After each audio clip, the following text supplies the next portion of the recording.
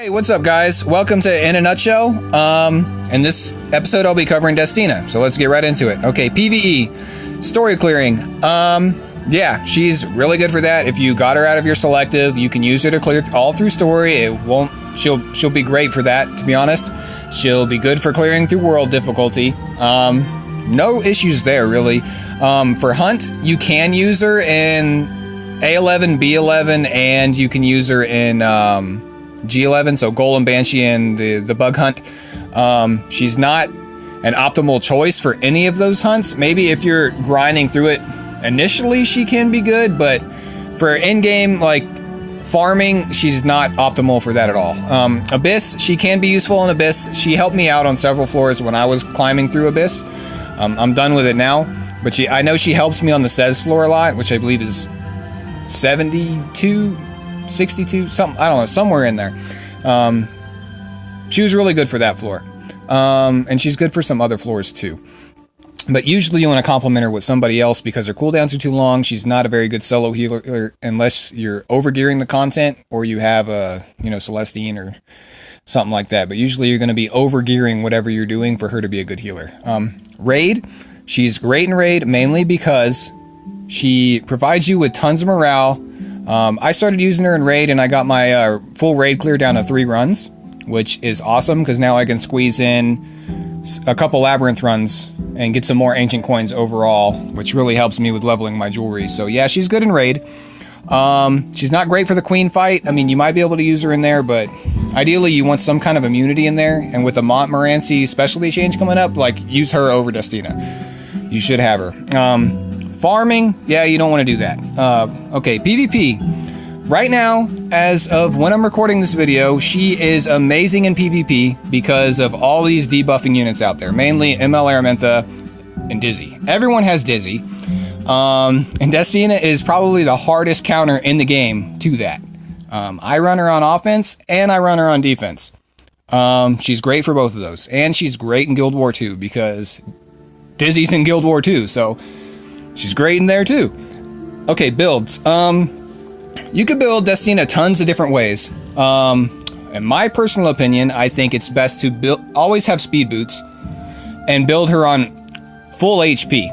She has really high base HP and really low base speed, so she's not going to get that much from a speed set. Granted, yeah, it's going to give her 25% of that 89, so 23-ish, 22-ish, around there, which is a good amount of speed. But if you can get some HP gear with decent speed subs on it, like, you're going to trump that speed you're going to get. Unless you're running speed gear with good subs, you know what I mean? But she's just going to get more out of that bonus HP because of how high her base HP is. And ideally, that's how I would run her. You can get away with not running speed boots. You can run HP boots, but only with specific builds that are very hard to pull off because you need to have a full Unity set and run her as like a Unity unit with like Celestine, and she'll heal that way, or run her on a counter set and run her in your front line, or have her in PvP with Celestine as well. Both of those builds are very powerful. They're really hard to get together. Mainly because you need to be farming Banshee 11 or Azumanic 11, which both are, they're probably the two more difficult hunts to get on farm, and manualing it is really tedious. So that's how she can be built. You could build her on a speed set. Yeah, you could build her on HP set. I would recommend HP set with speed boots to get her HP as high as you can.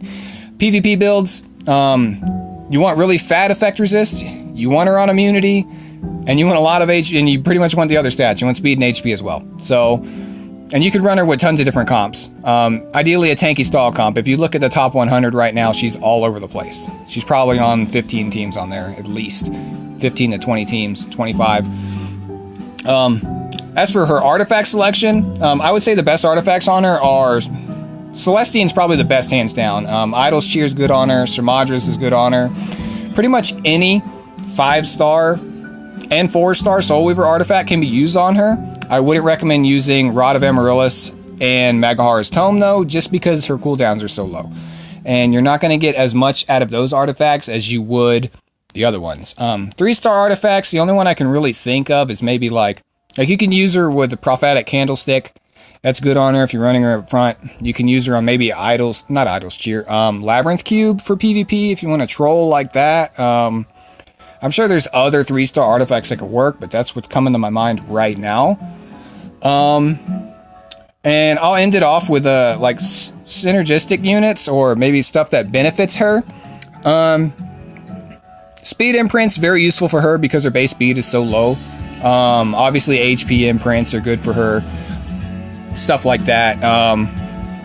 Some kind of unit that can boost her speed or give her some kind of combat readiness is very beneficial to her as well because of how slow she is. But yeah, that's pretty much it. Thanks for watching. Peace out.